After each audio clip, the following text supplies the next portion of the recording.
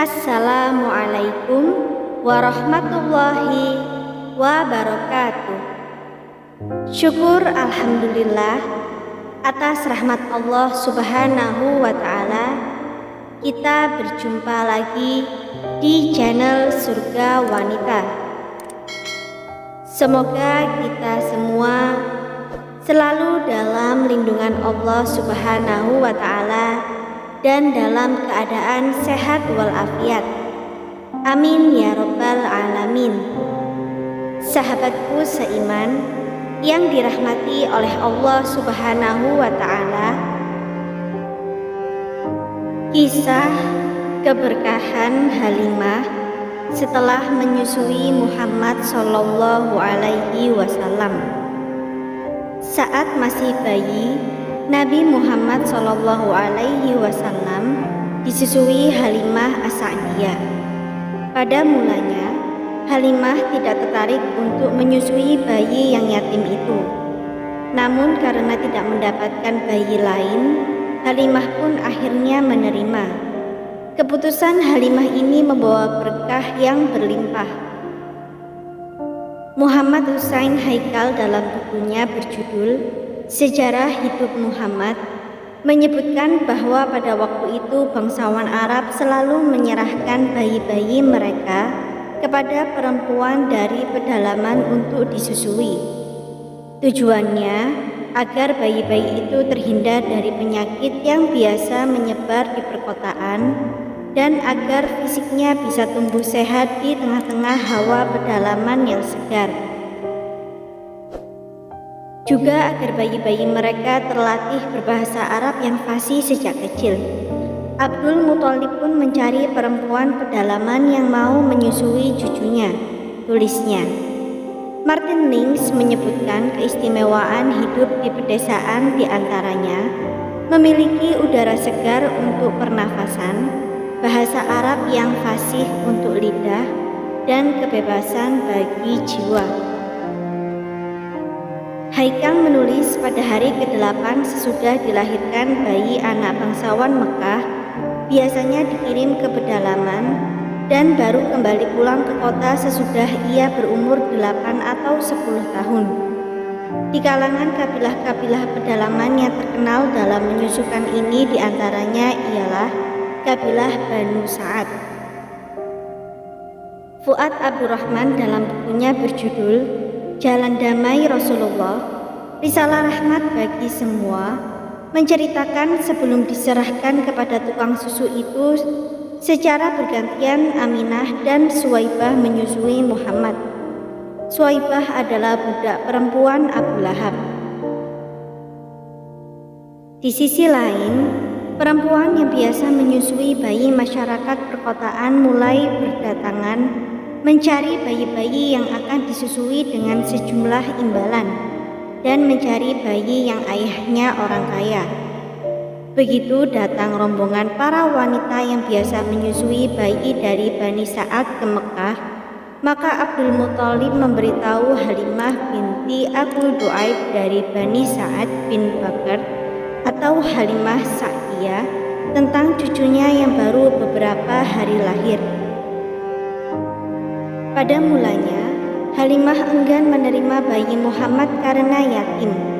Perempuan-perempuan dari pedalaman itu tentu mengharapkan upah yang memadai untuk jasa menyusui selama 2 tahun. Oleh sebab itu, biasanya mereka menghindari bayi dengan status yatim seperti Muhammad. Halimah tidak berminat membawa bayi Muhammad, tetapi karena dia tidak mendapat bayi yang lain, maka dia akhirnya membawa bayi tersebut.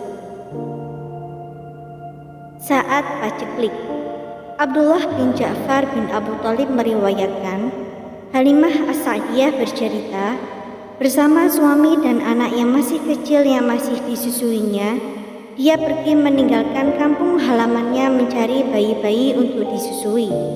Bersama kami, ada sejumlah wanita dari Bani Sa'ad bin Abu Bakar. Kepergian ini terjadi pada musim kemarau. Tanaman-tanaman mengering, hewan-hewan ternak mati, sampai tak sedikit pun ada yang tersisa bagi kami. Ia menuturkan, Aku pergi dengan membawa unta yang sudah tua dan tidak bisa lagi mengeluarkan air susu setetes pun. Setiap malamnya kami tidak bisa tidur meski sesaat karena tangisan anak kami yang kelaparan. Lantaran air susuku tidak bisa mencukupi, kantung susu unta kami juga tidak menghasilkan susu untuk anak kami. Kami berharap ada bantuan dan jalan keluar. Ketika tiba di Mekah dan mencari bayi-bayi untuk kami susui, suatu hal di luar dugaan terjadi. Setiap wanita dari rombongan kami ditawari menyusui Rasulullah Shallallahu Alaihi Wasallam, tapi mereka semua enggan menerimanya saat diberitahu kalau beliau anak yatim, karena mereka mengharapkan kebaikan dari ayah si anak. 2 hari berlalu. Setiap wanita di rombongan tersebut sudah mendapatkan bayi untuk disusui. Tidak senang aku pulang bersama dengan teman-temanku tanpa membawa seorang bayi. Biarlah aku pergi kepada anak yatim itu dan akan kubawa juga, ujar Halimah kepada suaminya, Haris bin Abdul Uzza yang biasa dipanggil Abu Kabsyah. Baiklah, kata suaminya. Mudah-mudahan karena itu Tuhan akan memberi berkah kepada kita. Air susu yang berkah. Dalam buku Harta Nabi karya Abdul Fattah As-Saman dijelaskan, sejak Halimah mengambil Muhammad yang masih bayi untuk disusui, dia membawa beliau pulang dengan menggunakan kendaraannya. Bayi itu diletakkan Halimah di pangkuannya untuk kemudian disusui. Seketika, susu yang deras keluar dan beliau dapat minum hingga kenyang. Saudara sepersusuannya juga minum bersama beliau hingga kenyang. Lalu keberkahan demi keberkahan pun meliputi Halimah dan suaminya.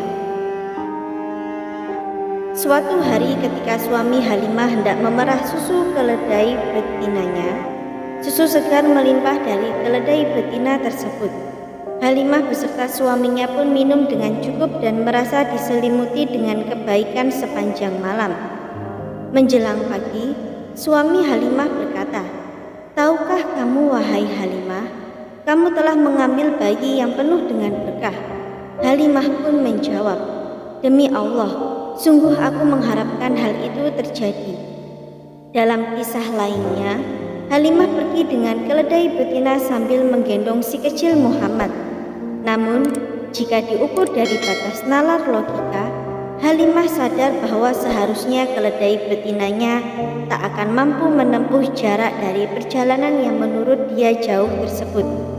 Halimah pun diingatkan teman-temannya agar berhati-hati dalam menempuh perjalanan, sebab batas kemampuan si keledai betina kemungkinan tak akan sekuat itu.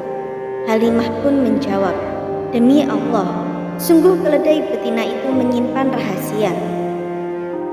Ternak kambingnya pun menjadi gemuk-gemuk dan susunya pun bertambah.